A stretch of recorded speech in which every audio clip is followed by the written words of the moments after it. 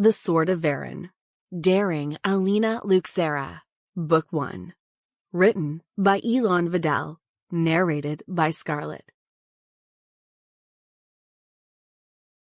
Chapter 1. The stench of failure wafted through the room. Green smoke coiled around her and seeped into every corner of the covenstead ritual hall. Her throat tightened and the smoke hissed as it moved around the room, embodying the form of a large rattlesnake. "Why am I not surprised?" said Zuro, her mimic dragon releasing an exasperated sigh. "Yet again, another experimental spell has gone wrong for Alina Luxera."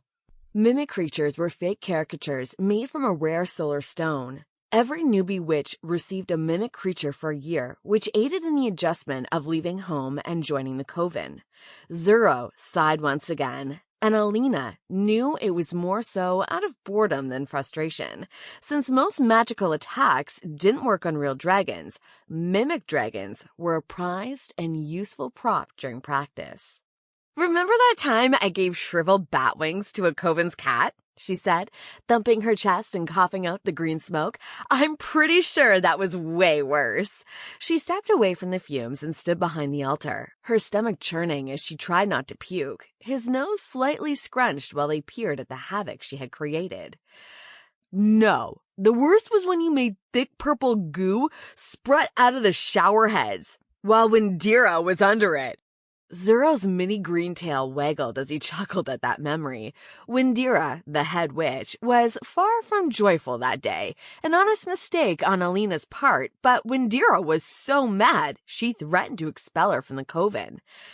"This one's supposed to work," Alina said, her shoulders sinking with defeat, "and I doubt Windira will believe me if I say you farted." Alina was trying to create an incapacitating spell, which would become one of the most dangerous spells to exist in their world. A spell that strong would make her a prime candidate for the head council's quadrennial election, which would take place in 2 years. "Hey, don't you even dare to attempt to throw me under the bus for your mistake," he said, lifting his foreleg to push the brim of his glasses up his snout. "In any case, Windira would take my word over yours in a heartbeat." At times she forgot Zuro was an elder, although his gray mustache and wrinkled scales were a true testament of his age. When the head witch before Windira was a young fledgling, he was her first mimic dragon and remained in the coven ever since that day.